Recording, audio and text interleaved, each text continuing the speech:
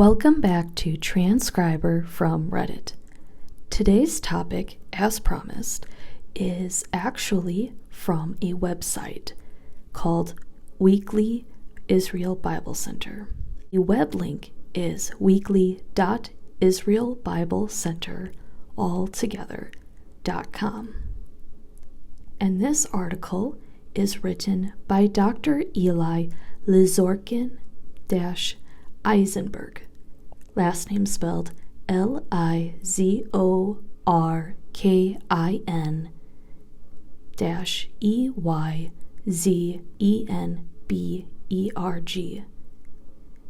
And the article is titled The Unlikely Role of the Biblical Woman. This article was posted originally on July 6th, 2022, and as of recording this, it has 76,000 views and at least 258 comments. I will begin by reading the article and end with my thoughts. I read as follows. In Torah, we read the following about Eve's primary function.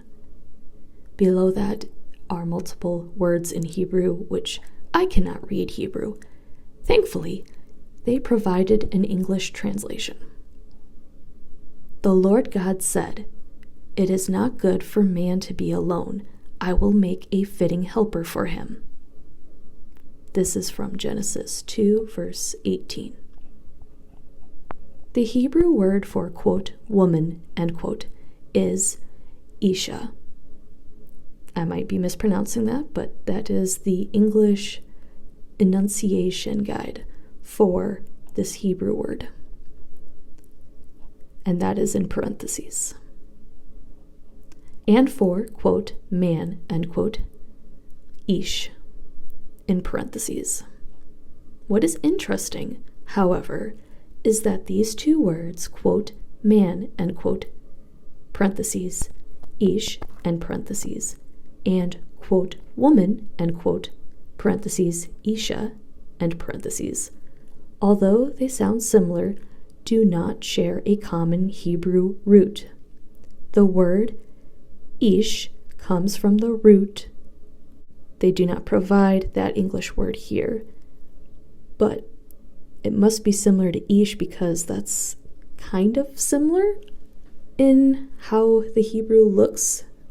At least that's what I'm going to go with. Anyway, continuing reading. The word Ish comes from the root, fill in the blank, connotating, quote, strength, end quote, while the word Isha comes from the root anash, in parentheses, meaning, quote, fragile, end quote. The Hebrew Bible, while acknowledging the woman to be a, quote, weaker vessel, end quote, parentheses, as in 1 Peter 3, verse 7, end parentheses, assigned to a woman a very important role indeed. Unfortunately, the English word, quote, helper, end quote, does not sufficiently communicate the power of the original Hebrew meaning. This word is, in fact, a military term. The use of ezer, quote, helper, end quote, connotates an active intervention on behalf of someone. It describes someone who is committed to your well-being to the extent that he is willing to die or kill for you. Most English translations, parentheses, including the one cited above, end parentheses, describe Adam's life partner, Eve, as something akin to a, quote, fitting helper, end quote. However, the Hebrew phrase, Ezer Kenegdo, spelled Ezerkenegdo,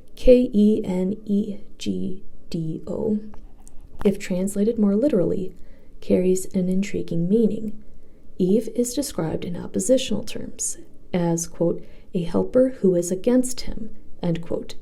It is also interesting that Proverbs 31 verse 10, in referring to wisdom personified as a woman, calls her a Eshet Chayil, spelled Eshetchayil.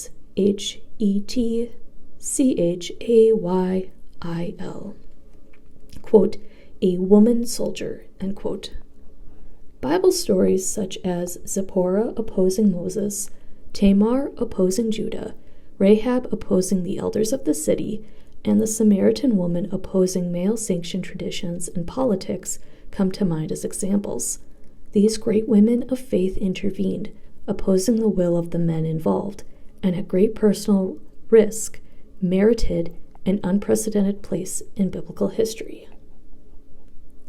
This ends the article. I want to say thank you to the woman who pointed out this article to me.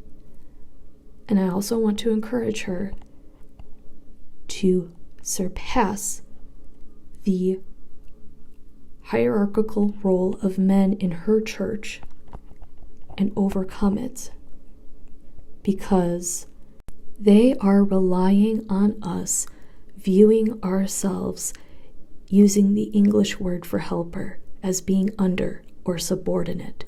They do not want us to view ourselves as equals or peers, because then that means that they would actually have to take accountability for their actions.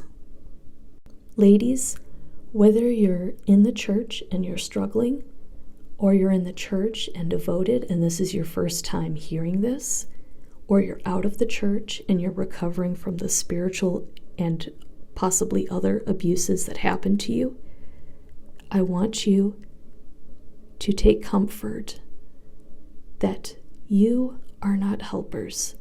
You are helpers who are against them. And by them, I mean him, whoever him is in your life. You are soldiers. We are soldiers.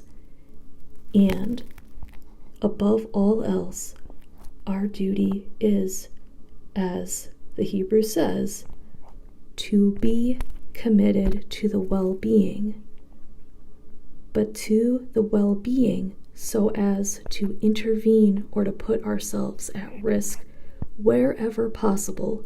And please keep in mind that that is going to look different for everybody involved, but you are doing it for the good of others. Do not stop in doing so. Do not cease in doing so. And if anyone comes against you and tries to silence you and say you must be submissive and you must submit to their authority just because they have a dick, direct them to this site and to this article, especially if they're a pastor. See what their response is then, and that should tell you all you need to know about their character. That concludes today's video.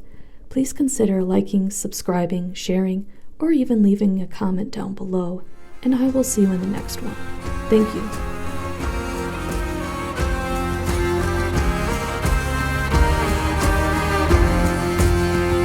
Break the hard chains of fate, roads we walk, we create, for our futures are wide and vast.